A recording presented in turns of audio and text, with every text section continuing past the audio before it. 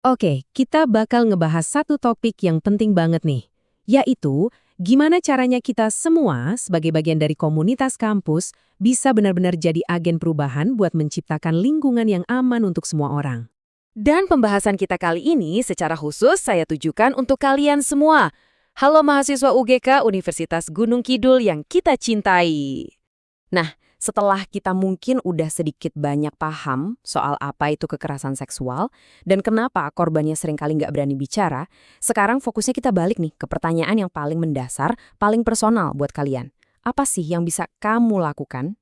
Oke, mari kita bedah lebih dalam. Semuanya itu berawal dari satu pilihan simpel saat kita ngelihat ada situasi yang, ya rasanya nggak beres. Pilihan antara jadi bystander atau jadi seorang upstander. Lihat bedanya. Kelihatannya sepele ya, tapi dampaknya itu wah gede banget. Seorang bystander itu ngelihat ada yang salah, tapi dia milih buat diem, buat nggak ikut campur. Nah sebaliknya, seorang upstander ngelihat kejadian yang sama persis, tapi dia sengaja bikin keputusan. Oke, gua harus bertindak. Ini bukan soal jadi pahlawan super loh, ini cuma soal satu pilihan kecil. Terus, kenapa pilihan ini jadi penting banget? Karena kekerasan seksual itu butuh satu hal buat berkembang. Keheningan. Yup, saat orang-orang di sekitarnya milih buat diam, pelaku itu kayak dapat lampu hijau.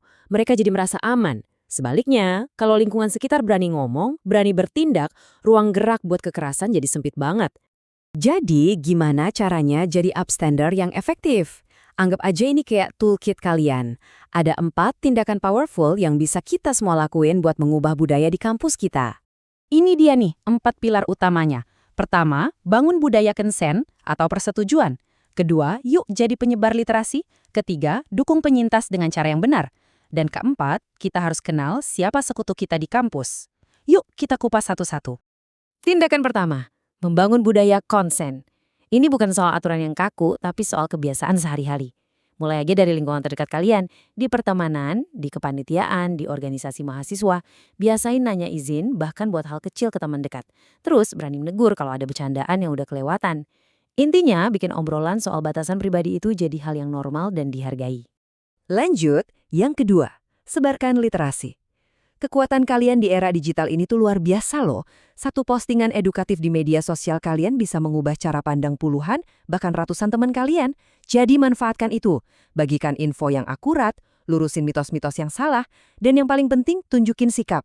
Jangan pernah ikut-ikutan ngetawain atau nyebarin konten yang merendahkan siapapun. Kalian itu bisa jadi edukator di lingkaran kalian sendiri. Sekarang kita masuk ke tindakan ketiga, dan yang ini butuh empati yang dalam banget. Kalau ada teman yang cerita ke kalian sebagai penyintas, refleks pertama kita mungkin pengen ngasih nasihat. Tunggu dulu. Sering banget yang paling mereka butuhin itu bukan solusi dari kita, tapi sebuah ruang aman di mana mereka bisa didengerin tanpa dihakimi sama sekali. Dan kalimat ini adalah alat paling kuat yang kalian punya. Cuma 2 frasa simple. Aku percaya kamu, dan aku ada di sini buat kamu. Kalimat ini kedengarannya sederhana, tapi bisa jadi pegangan buat seseorang yang dunianya lagi runtuh. Ini artinya validasi. Ini artinya dukungan. Serius, coba deh hafalin kalimat ini. Penting buat kita ingat ya, dalam ngejalanin semua peran ini, kalian itu nggak sendirian. Ada sekutu resmi di kampus yang wajib kalian kenal.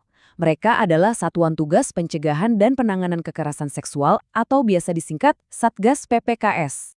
Jadi Satgas PPKS itu siapa sih?